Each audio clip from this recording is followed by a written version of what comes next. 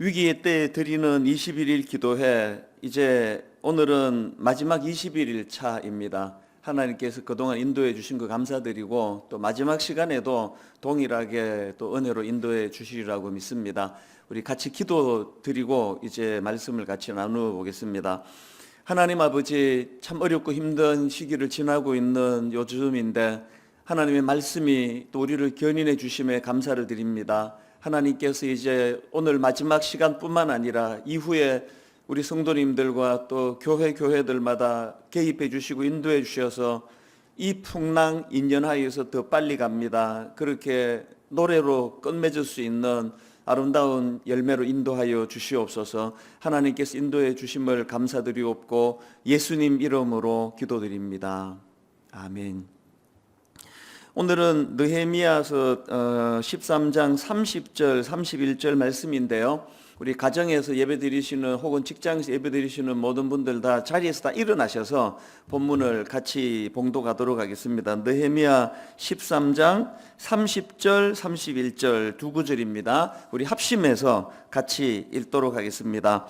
내가 이와 같이 그들에게 이방 사람을 떠나게 하여 그들을 깨끗하게 하고 또 제사장과 레위 사람의 반열을 세워 각각 자기의 일을 맡게 하고 또 정한 기한에 나무와 처음 익은 것을 드리게 하였사오니 내 하나님이여 나를 기억하사 복을 주옵소서. 아멘. 자리에 앉아주시고요. 예전에 아주 큰 관심과 기대를 모으고 또 화제를 불러일으킨 사극 드라마가 있었습니다. 평균 시청률이 40%를 넘어 50%를 육박했다고 하니까 이거는 인기를 끈 정도가 아니라 가히 폭발적인 반응이었다, 이렇게 말씀을 드려도 과언이 아닐 정도였습니다. 그런데 이제 이 사극 드라마가 막 그렇게 인기를 끌고 대중의 관심을 누리고 하니까 이게 원래 50부작으로 계획됐던 드라마라고 하는데요, 이게 몇 부까지 끌었냐 하니까 이게 연장하기를 80몇 부까지 끌었다고 제가 그렇게 알고 있습니다. 제가 이 느헤미야서를 읽다가 그 드라마 생각이 난 이유가 있는데요, 지난번에 말씀드리지 않았습니까? 느헤미야서는 원래 성벽 재건 공사가 목표였으니까 이제 성벽 공사가 완공이 된 느헤미야 6장까지로 그렇게 마무리를 해도 조금 더 어색하거나 이상하지 않은 그런 성경인데요, 그런데 느헤미야서는 이렇게 겉으로 보여지는 성벽 재건 공사 마무리로 끝을 맺지 않고 그 이후에 후반부 들어서 백성들이 이제 말씀을 사랑하고 회개 운동이 일어나고 그래서 영적 갱신과 부흥의 모습까지를 이제 다루는 책이다. 그래서 이 느헤미야서는 전반부와 후반부로 그렇게 구성이 되어 있다, 그런 말씀을 제가 드렸는데요, 그런 맥락으로 보면은 이제 외적으로는 성벽 공사가 완공이 됐고 그리고 내적으로는 이제 백성들의 영적인 갱신과 부흥이 일어나서 이 외적인 것 내적인 것이 어우러져서 그리고는 이제 12장에서 하나님 앞에서 이제 너무나 기쁘고 감격적인 그런 봉헌식으로 이제 연결이 되지 않습니까? 이런 흐름으로 본다면은 느헤미야 12장까지로 말씀을 끝맺는 게 이게 기승전결, 이 작품성 이런 걸로 봐서는 깔끔한 거 아닙니까? 그런데 이 느헤미야서를 보면은 그렇게 이제 하나님 앞에 깔끔하게 봉헌식으로 드려지는 그 기쁨으로 마치지를 않고 그 꼬리표처럼 한 장이 더 붙어 있는 겁니다. 어떤 면에서는 이 느헤미야서의 흐름상 12장 봉헌식으로 끝냈으면 참 해피엔딩으로 잘 마무리가 되고 또 작품성도 있어 보이고 깔끔한 것 같은데 왜 이 꼬리처럼 한 장 더 연장해가지고 그리고는 흐지부지 끝나버리는 게 느헤미야서입니다. 제가 왜 이 본문을 묵상하다가 맨 앞에서 그 인기 사극 드라마 원래 50부작으로 하기로 했던 게 80몇 부까지 늘었던 그 드라마 생각이 불쑥 떠올랐는지 아시겠죠? 느헤미야스가 왜 12장으로 끝내질 않고 13장으로 갔는데 끝이 흐지부지 끝나버리지 않습니까? 근데 여러분, 이거는요, 이 느헤미야스가 12장으로 끝나지 않고 13장으로 끝나는 거는 막 인기를 끄니까 막 갑자기 연장하는 그런 드라마하고는 차원이 다른 그런 내용으로 우리가 이것을 볼 수가 있습니다. 왜냐하니까 이 느헤미야스가 해피엔딩을 상징하는 봉헌수칙으로 끝나지 않고 사족처럼 한 장 더 연장해가지고 그리고는 미완성으로 끝내버리는 여기에 굉장히 중요한 하나님의 의도와 메시지가 담겨져 있다는 것입니다. 어떤 메시지가 담겨 있겠습니까? 봉헌식이라고 하는 해피엔딩으로 끝나지 않고 시간이 지나면서 다시 변질된 옛 모습으로 되돌아가는 그 백성들의 모습을 묘사하는 것으로 끝나는 이 느헤미야서 속에서 정말로 이 약한 것이 죄성을 가진 우리 인생이라는 걸 자각해야 된다는 겁니다. 그래서 13장으로 연장한 그 의미는 제가 종종 인용해드리고 저 자신도 두려움으로 받는 고린도전서 10장 12절, 그런즉 선줄로 생각하는 자는 넘어질까 조심하라. 그런즉 선줄로 생각하는 자는 넘어질까 조심하라. 느헤미야서가 12장으로 깔끔하게 끝나지 않는 것은 우리 인생이 그렇기 때문입니다. 우리 인생이 그렇게 깔끔하게 목표 이루고 끝나는 게 아니고 13장으로 참 구질구질하게 그렇게 하고 그냥 완성도 못하고 끝내는 게 그게 우리 인생이기 때문에 이 느헤미야서야말로 참 이런 연약한 우리 인생을 너무나 잘 닮아 있고 그것을 반영한 성경이라고 저는 그렇게 생각을 합니다. 그리고 뿐만 아니라 이렇게 그 느헤미야서를 12장이 아닌 13장으로 연장하고 흐지부지 끝나도록 그렇게 의도하심 속에는 그렇게 우리의 연약함을 자각하라는 메시지도 담겨 있지만 그것보다 더 중요한 메시지가 담겨 있는데요. 그 포인트가 저는 오늘 13장에서 보여지는 지도자 느헤미야의 모습에서 제가 발견하게 되는 것입니다. 어떤 모습을 발견하느냐? 오늘 살펴볼 이 느헤미야서 맨 마지막 두 구절 속에 너무나 중요한 메시지가 담겨 있다는 겁니다. 자, 느헤미야 13장 30절 31절 본문 다시 한번 읽어드리겠습니다.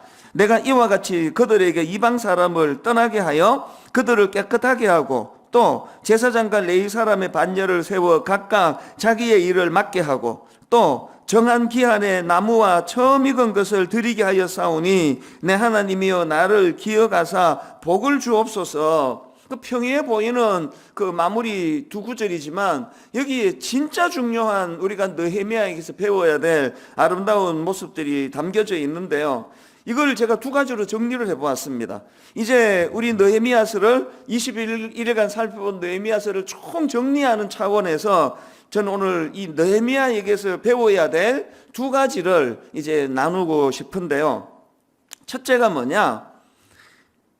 지난 시간 어제도 제가 강조했지만 비록 미완성의 삶을 살다 갈 수밖에 없는 게 우리 인생이라고 말씀드렸는데 그러나 여러분 그럼에도 불구하고 우리는 느헤미야처럼 맨 마지막 순간까지 최선을 다하는 모습을 보여야 한다는 것입니다. 방금 읽은 이 13장 30절을 세 번역을 한번 들어보십시오. 나는 제사장들과 레위 사람들에게 묻은 이방 사람들의 부정을 모두 씻게 한 뒤에 임무를 맡겨 저마다 맡은 일을 하게 하였다. 이 한마디 속에는요, 어제 우리가 살펴보지 않았습니까? 느헤미야 30장에서 백성들의 타락과 또 변질된 제자리로 돌아간 그 모습을 보면서 느헤미야의 몸부림이 13장 내내 묻어나오지 않습니까? 다시 성전을 정결케 하려고 그가 몸부림을 치고 11조 제도와 안식일 제도를 다시 정립하는 것과 더불어서 이 백성들의 타락을 부추기는 이방인들과의 통혼을 금지시키는 등 마지막까지 최선을 다하는 모습이 지도자 느헤미야에게 보여지는 13장의 모습이고 그 모습을 그 요약처럼 담아 놓은 게 오늘 본문 13장 30절이라고 저는 그렇게 생각을 합니다. 이런 느헤미야의 모습을 보면서 저는 고린도전서 4장 1절 2절 말씀이 떠오르는 겁니다. 사람이 마땅히 우리를 그리스도의 일꾼이요 하나님의 비밀을 맡은 자로 여길지어다. 그 다음 2절을 보십시오. 그리고 맡은 자들에게 구할 것은 충성이니라. 이게 딱 본문에서 보여지는 느헤미야의 모습이라는 것입니다. 어떤 상황?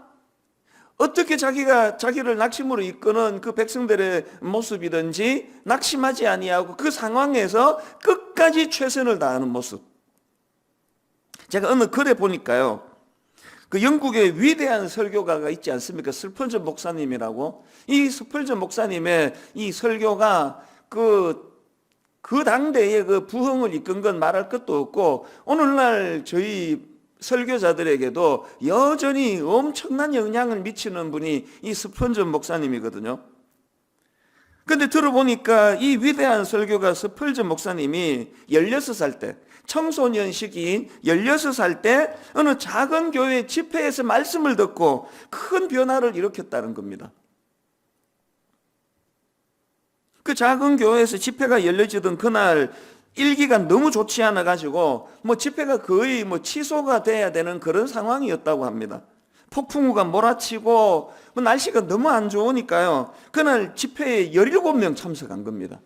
너무나 소수의 성도들이 참석을 하고 막 폭풍우가 몰아치고 그런 상황이다가 보니까 이거 그냥 집회 또 취소하자고 해도 누구도 거기에 그 이의를 제기할 수 없는 그런 상황인데요. 그런데 그날 말씀을 전하신 강사님, 그 목사님이 이 17명 그 숫자에 연연하지 않으시고 얼마나 열정적으로 그렇게 말씀을 전하셨는지 모른다는 겁니다. 그리고 그 소수 앞에서 17명인데 그렇게 대충 전하지 않고 막 수천 명이 모여 있는 것처럼 그렇게 열정적으로 최선을 다해서 말씀을 전한 그 목사님 덕분에 그날 거기에 이 어린 청소년 스펄전이 거기에 참석을 했다가 말씀을 듣고 예수님을 영접하게 됐다는 것입니다. 저는 그 짧은 글을 읽으면서 참 많은 생각을 하게 만드는 거 아닙니까? 우리 인간은요, 이 죄성으로 말미암아 이 겉으로 보여지는 것밖에는 못 보는 인생입니다. 그런데 그날 사실은 16명이라는 소수가 앉아 있었지만 그날은요, 수만 명이 뭡니까? 수십만 명이 앉아서 말씀의 영향을 받는 것보다도 더 큰 열매를 가져다 준 거 아닙니까? 우리 삶에도 이렇게 느헤미야처럼 어떨 때는 낙심될 때가 있습니다. 21일 기도회 때는 또 열심히 따라오셨는데 또 내일부터 또 제자리로 돌아갈지 모릅니다. 13장이 우리 인생에 항상 꼬리뼈처럼 따라다니는 게 그게 우리 인생 아니겠습니까? 그럴 때 어떻게 해야 된다고요? 이거 맨날 제자리로 돌아가는데 이제는 난 노력 안 할 거야. 이게 사탄이 노리는 마지막 공격이에요. 다시 한번 추스리고 7번 넘어지면 8번 일어나고 그 백성들을 향하여 낙심하지 아니하고 끝까지 최선을 다하다가 그렇게 하고 끝나버리는 게 느헤미야서라고 한다면, 여러분 제가 어제 들려드렸던 그 유행가 가사 인생은 미완성, 이게 비록 유행가지만 정말 이 메시지 속에서 저는 17살, 18살 때 제가 이 노래를 들은 것 같은데 지금까지도 이 가사가 떠오를 정도로 영향을 준 거 아닙니까? 뭐라고 쓰여 있다 그랬습니까? 인생이 어떻다고요? 인생은 미완성이래요. 어떻게? 쓰다만 편지 같은 게 인생이랍니다. 인생이 미완성이랍니다. 어떻게 해요? 그리다만 그림 같은 게 인생이랍니다. 참 어떻게 보면은 그 허탈한 것 같아요. 인생이 참 미완성인데 색이다마는 조각 같아요. 너무너무 허무하게 들려지지만 이것만큼 인생을 정확하게 분별하는 사람이 이 노랫말도 쉽지가 않습니다. 인생은 은행에서 번호표 받아놓고 자기 차례를 부르는 같은 그런 순서를 갖고 살아가는 게 아닙니다. 번호표가 뒤죽박죽이에요. 언제 어떻게 끝날지 모르는 게 인생이거든요. 이렇게 연약하고 초라해서 이게 쓰다만 편지 같은데 열심히 그려봐야 그리다 많은 그림이 될 게 뻔한 내 인생인데 무슨 조각을 색이다가 많은데 이런 연약한 참 미완성인 인생일 수밖에 없는 우리지만 그럼에도 불구하고 그 노래말 가사처럼 그럼에도 불구하고 그래도 우리는 곱게 써가야 해. 쓸 수 있을 때까지는 써가야 해. 그 다음 가사가 이거 아닙니까? 그래도 우리는 아름답게 그려야 해. 비록 자기도 알아요. 이 미완성으로 끝난다는 거. 이게 작품으로 남을 수 없다는 거 알지만 그러나 내가 그릴 수 있는 데까지 그리다가 미완성으로 끝나더라도 후회 없이 끝내겠다. 이게 오늘 본문에서 느헤미야에게서 배우는 너무나 소중한 모습이라는 것입니다. 그런가 하면 두 번째로 우리가 느헤미야에게서 배워야 될 게 하나 더 있는데요. 기도로 하나님을 의지하는 모습입니다. 자, 오늘 본문 30절, 31절을 세 번역으로 다시 한번 들어보십시오. 나는 제사장들과 레위 사람들에게 묻은 이방 사람의 부정을 모두 씻게 한 뒤에 임무를 맡겨 저마다 맡은 일을 하게 하였다. 또 사람들에게 때를 정하여 주어서 제단에서 쓸 장작과 처음 거둔 소산을 바치게 하였다. 그리고 그 다음에 따옴표로 나오는 게 기도 내용입니다. 나의 하나님, 나를 기억하여 주시고 복을 내려 주십시오. 이렇게 끝나는 게 느헤미야서인데요. 저는 이게 너무나 이게 의미가 있다고 생각을 하는 겁니다. 왜 의미가 있느냐? 여러분, 느헤미야서의 맨 처음 시작이 어떻게 시작되는지 기억하십니까? 느헤미야가 왕의 측근에서 경호를 맡은 권력을 가지고 있고 수상궁이라고 하는 부를 누리고 살아가던 그 시점에서 자기 고향 예루살렘의 소식이 들려졌지 않습니까? 성벽이 무너지고 사람들은 환난과 능욕을 당하고 있다는 소식을 듣자마자 바로 그 다음 나오는 느헤미야의 시작이 1장 4절 아닙니까? 내가 이 말을 듣고 앉아서 울고 수일 동안 슬퍼하며 하늘의 하나님 앞에 금식하며 기도하여 이르되. 그러니까 느헤미야서는요, 기도로 시작해서 기도로 마무리되는 책입니다. 이걸 놓치시면 안 됩니다. 제가 아까 1번만 느헤미야는 어떤 상황에서도 마지막까지 최선을 다하는 모습을 보였다, 이렇게 하고 끝낸다면 이거 설교도 아니에요. 한편으로는 내가 할 수 있는 최선을 다하여 행해야 되지만 거기에는 항상 뭐가 들어가야 됩니까? 이 느헤미야서는요, 결코 이 느헤미야라는 한 인간의 어떤 성실함, 느헤미야라는 한 인간의 어떤 능력 과시, 일을 잘 이루어낸 영웅적인 모습, 이걸 그리는 게 아니고요. 이 느헤미야서는 끝까지 자기에게 맡겨진 일을 충성을 다하는 느헤미야 모습 속에서 어떤 순간에도 하나님을 의지하는 태도를 잃지 않던, 그것을 이 기도라는 도구를 통해서 구현해내고 보여주는 느헤미야의 신령한 모습, 영적인 모습을 그리고 있는 게 이게 느헤미야서입니다.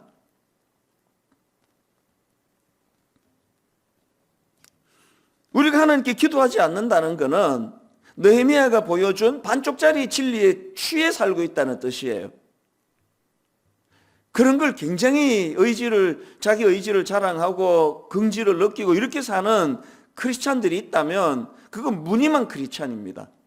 느헤미야에게서 진짜 중요한 것, 그리고 느헤미야서를 통해서 하나님이 보여주시고 싶어 하시는 중요한 메시지는 느헤미야서는 기도로 시작해서 기도로 마무리가 된다는 것. 맨 마지막 구절에 아까 세 번역으로 따옴표로 시작하는 걸로 그 완전 미완성 아닙니까? 이거 완전히 그러고 끝나버립니다. 뭐 무슨 응답이 있었다 이래야 완성인데 뭘 의미합니까? 잘 들어보세요. 기도 자체가 완성이라는 겁니다. 우리는 자꾸 기도의 응답으로 뭘 추구하는데 기도 자체가 완성이에요. 우리가 하나님께 여전히 의뢰하고 있다, 그게 완성입니다. 그게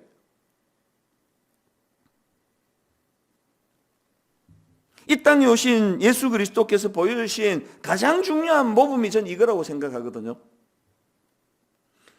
예수님의 행적을 기록하고 있는 사복음서에 보면은 예수님께서는 어떤 중요한 일을 앞두고 계시거나 혹은 참 어떤 기로에 놓여 있을 때마다 늘 기도하시는 모습을 보여주고 계시는 것을 담고 있는데요. 몇 가지만 예를 들어 볼게요.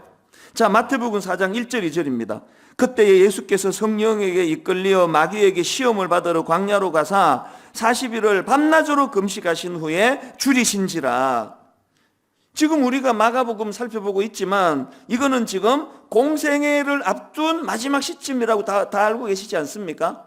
공생의 마지막 시점에 주님이 하신 것은 40일간의 금식하며 기도하신 거예요. 기도를 준비하신 겁니다.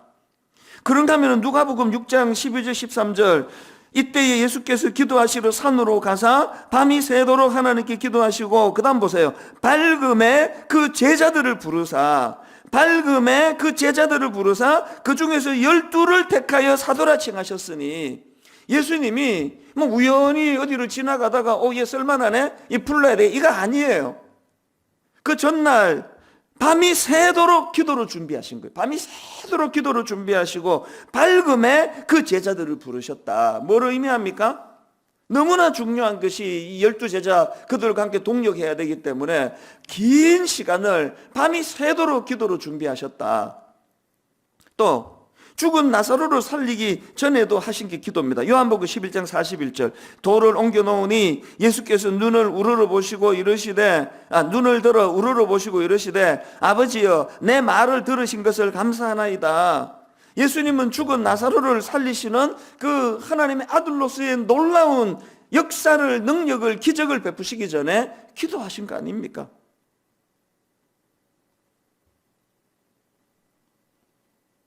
마지막 십자가를 지시기 전에 땀방울이 핏방울이 되시기까지 기도하신 것, 그게 누가복음 22장 40절에 나오는 말씀입니다. 그곳에 이르러 그들에게 이르시되 유혹에 빠지지 않게 기도하라 하시고 그들을 떠나 돌 던질 만큼 가서 무릎을 꿇고 기도하여. 예수님께서 우리에게 가르쳐 주시고자 하시는 참 중요한 포인트가 뭐냐 하면, 그분은 하나님이세요. 성자 하나님이신 그분께서 이렇게 안 하셔도, 제자를 기도 안 하고 뽑았더니 우리처럼 껍데기만 보고 사기꾼을 뽑았네, 이렇게 하실 분입니까? 그 죽은 나사로 기도 안 하시면은 못 살리시는 겁니까? 그러니까 이 말씀 속에서 우리들에게 가르쳐 주고 싶으신 중요한 포인트가 뭐냐 하면은 영적인 원리를 가르쳐 주고 싶은 겁니다. 아무리 네 생각에 네 힘으로 할 수 있다 하더라도 하나님께 기도해야 된다. 하나님께 의뢰해야 된다. 그렇게 기도로 당신의 사역을 보여주신 그 예수님께서 이제 십자가를 지시고 그리고 부활 또 성천하신 다음에 지금은 뭘 하고 계십니까? 그게 히브리서 7장 25절에 나오는 말씀입니다. 그러므로 자기를 힘입어 하나님께 나아가는 자들을 온전히 구원하실 수 있으니 이는 그가 항상 살아계셔서 그들을 위하여 간구하심이라. 감동이 되지 않습니까? 그리고 우리가 잘 아는 로마서 8장 34절. 누가 정죄하리요? 죽으실 뿐 아니라 다시 살아나신 이는 그리스도 예수시니 그는 하나님 우편에 계신 자요 우리를 위하여 간구하시는 자니.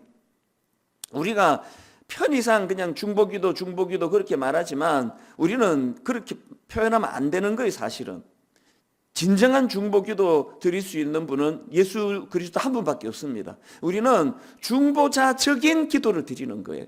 중보기도의 본을 보이신 그 주님을 우리가 닮고 싶어서 그 중보자적인 기도를 우리가 드리는 겁니다. 이렇게 예수 그리스도를 통해서, 그리고 오늘 본문에 나오는 이 느헤미야서를 통해서 꼭 기억해야 되는 건, 이 힘든 세상을 살아가는 우리이기 때문에 우리는 이 기도라는 도구를 통해서 전적으로 하나님을 의지하는 법을 배워 나가야 된다는 것입니다. 왜 이렇게 기도에 힘써야 되냐고요? 시편 145편 18절 19절에 답이 다 나와 있습니다.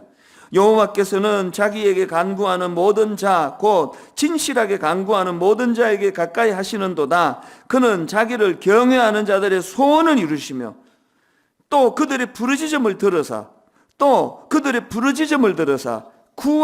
구원하시리로다.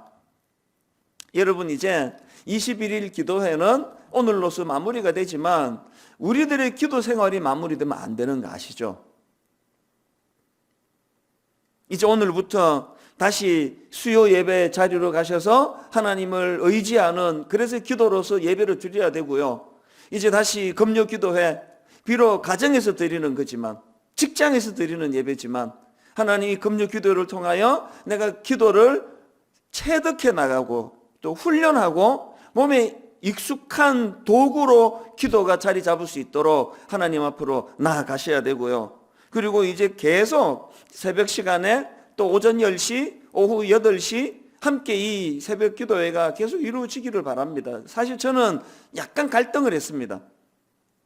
이 21일간의 기도회를 마치고 이제 제가 또 다른 21일 기도회를 내가 해야 되는 거 아닌가. 지금 큐티 하고 있는 이 마가복음을 가지고 그렇게 진행을 해볼까 혼자서 이런 생각을 했다가 그게 옳은 생각이 아니라는 걸 알았습니다. 왜? 이찬수 목사라는 통로를 통해서만 자꾸 설교를 듣는 게 위험하다는 거예요. 누가 설교하는 거 중요하지 않습니다.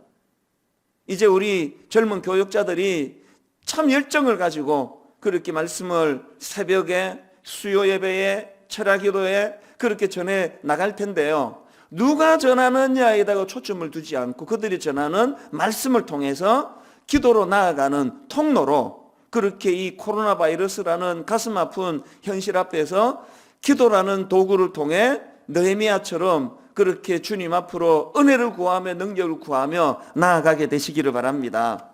이제 결론을 맺으면서 제가 이제 한 가지 포인트만 더 살펴보고 전체 말씀을 이제 정리하기를 원합니다. 그 로마 한인 교회라고요. 이 성악가들을 많이 배출한 교회입니다. 그래서 그 교회는 이제 성악을 위시한 여러 음악을 전공하러 유학으로 온 그런 유학생들도 많고 또 기존 성악가들도 많고 그러니까요. 제가 듣기로 그 성가대원이 뭐 지금도 그런지 모르겠는데 제가 들을 당시로 한 80%가 성악가라고 합니다. 저는 가끔씩 이제 유튜브에서 그 로마 한인교회 그 설교를 듣고는 하는데요. 한 몇 주 전에도 이제 그냥 가볍게 들어갔습니다. 가볍게 들어갔는데 그 교회 이제 성가대에서 찬양대에서 이제 그 주일 예배 찬양 갔습니다. 그 찬양을 제가 듣는데 그날은 너무나 주옥 같은 그들의 화음이 들리지를 않고 가사가 들리는 거예요. 가사가. 제목이 그 본향을 향하네. 저도 그 대학교 들어가면서 이제 교회 성가대를 했는데요. 그리고 미국에서도 제가 성가대를 계속 했는데 이 찬양을 뭐 여러 번 같이 연주하고 불렀던 찬양이라서 뭐 너무나 익숙한 찬양인데요. 그날은 곡조도 들어오질 않고 그들의 화음도 들어오지 않고 좋은 목소리도 들어오지 않고 가사가 들어오는 겁니다. 그래서 제가 마음이 굉장히 그날 이렇게 먹먹해지는 경험을 했는데요. 이 본향을 향하네라는 이 성가곡의 가사가 제가 막 검색을 해가지고 이 가사를 제가 다 찾아냈는데요. 가사를 한번 들어보십시오. 이 세상 나그네 길을 지나는 순례자 이렇게 시작하는 찬양이에요. 이 세상 나그네 길을 지나는 순례자 인생의 그친 들에서 하룻밤 머물 때 환란의 구전 비바람 모질게 불어도 천국의 순례자 본향을 향하여 천국의 순례자 본향을 향하네. 그 다음 가사를 들어보세요.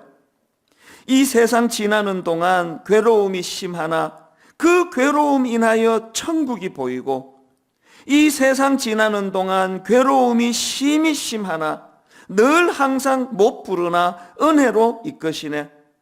생명강 맑은 물가로 백화가 피고 흰옷을 입은 천사 찬송가 부르실 때 영광스러운 면류관을 받아 쓰겠네. 마무리가 이렇습니다. 이 세상 나그네 길을 지나는 순례자 인생의 거친 들에서 하룻밤 머물고 천국의 순례자 본향을 향하네. 본향을 향하네. 몇 주 전에 이렇게 마음이 먹먹해지는 걸 경험했는데요. 한 일주일 전쯤 됐을 겁니다. 이제 이 느헤미야서 전체를 이제 정리해가는 그 시점에 또 들어가서 이 찬양을 제가 들었는데 그날은 제가 참 많이 눈물이 나더라고요. 오늘 코로나 바이러스라고 하는 이 복병 앞에서 너무 많은 성도님들이 어려움을 겪고 계신다는 소리가 들리니까 경제적으로 너무 많이 어려워. 그저께 그 신문기사에 보니까 자영업을 하시는 가게 높은 데만 가면 뛰어내리고 싶다.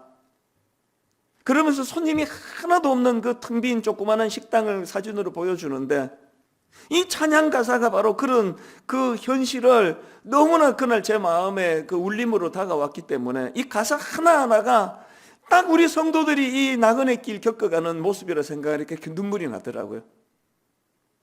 오늘 이렇게 예배를 드리시는 새벽이든 오전이든 늦은 저녁 시간이든 깊은 한숨을 쉬시면서 그렇게 이 자리에 참여하시는 성도님들이 얼마나 많으시겠습니까?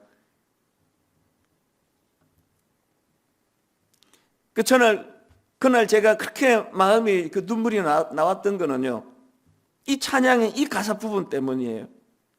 이 세상 지나는 동안 괴로움이 심하나, 그 다음 보세요.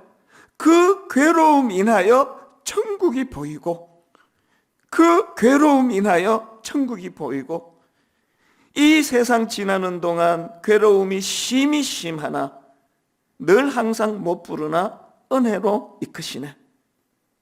지금 우리가 겪는 이 가슴 아픈 현실, 이 현실이 오히려 잠깐 있다가 머물다 떠나는 이 땅에 너무 집착하지 않게 만드는 놀라운 하나님의 축복의 도구가 되기를 바랍니다.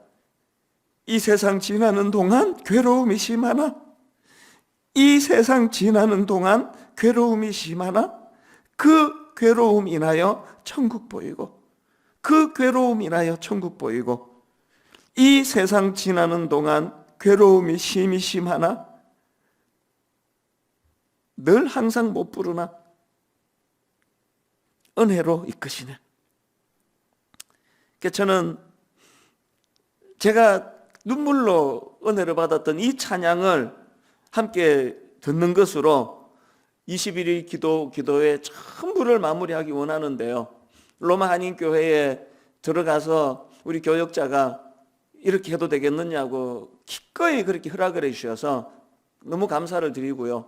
그리고 또 아울러서 참 해외에 나가 곳곳에 있는 미국이나 유럽이나 또 아시아 지역이나 아프리카 지역이나 선교사로 또 이민으로 직장으로 유학으로 수많은 나그네 인생길을 걸어가시는 분들에게도 오늘 하나님이 특별한 은혜로 그들의 마음을 어루만져 주시기를 바랍니다. 이제 우리 이 찬양을 함께 같이 들으시고 이제 우리 조정환 목사님 팀과 더불어서 함께 찬양을 드리고 모든 21일간의 이 기도를 모임을 마치도록 하겠습니다. 같이 들어보시겠습니다. 주신 말씀 기억하며 이 시간 기도하는 마음으로 주님 찬양하길 원합니다. 하나님의 은혜를 구하며 이 시간 이렇게 고백합시다. 이 땅에 동과 서남과 북, 이 땅에 동과 서남과 북, 가득한 죄악 용서하소서. 모든 우상들은 무너지고 주님만 높이는 나라 되게 하소서. 이 땅에 지친 모든 영혼 주 예수 사랑하게 하소서. 저들의 아픔과 눈물 씻는 주님의 보혈 이 땅 치유하소서. 성령의 새바람 이 땅에 불어오소서. 주의 영그 생기로 우리를 다시 살리사 이 땅에 하나님 영광 거하는 그런 나라가 되게 하소서. 열방에 하나님 영광 비추는 그런 나라가 되게 하소서. 한라에서 백두까지, 한라에서 백두까지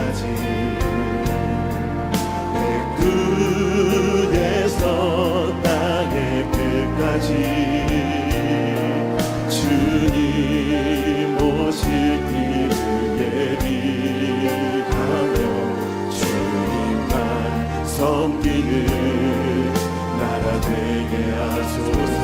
이 땅에 주님 교회 위에 하나님 하늘의 생기 부어주소서. 하늘의 생기 부어주소서. 열방을 치유하는 주 백성 주님의 군대를 일으켜 주소서. 아멘. 성령의 새바람 이 땅에 불어오소서. 주의 영그 생기로 우리를 다시 살리사. 이 땅에 하나님 영광 거하는 그런 나라가 되게 하소서. 열방에 하나님 영광 비추는 그런 나라가. 기도하는 마음으로 은혜를 구합시다. 성령의 새바람 성령의 새바람 이 땅에 불어오소서. 주의 영 그 생기로 주의 영 그 생기로 우리를 다시 살리사. 이 땅에 하나님 영광 거하는 그런 나라가 되게 하소서. 열방에 하나님 영광 비추는 그런 나라가. 간절하게 은혜를 구하며 고백합시다. 이 땅에 하나님 영광 거하는 그런 나라가 되게 하소서. 열방에 하나님 영광 비추는 그런 나라가 되게, 그런 교회가 되게 하소서. 그런 교회가, 우리 다시 한 번 더 그런 교회가 되게 하소서. 그런 교회가 되게 하소서. 말씀 기억하며 은혜를 구하며 기도합시다. 주님 성령의 새바람을 허락하여 주시옵소서. 우리의 기도를 통해서 하늘문 여시고 주의 은혜로 이 땅을 새롭게 하여 주시옵소서. 합심해서 함께 기도하시겠습니다.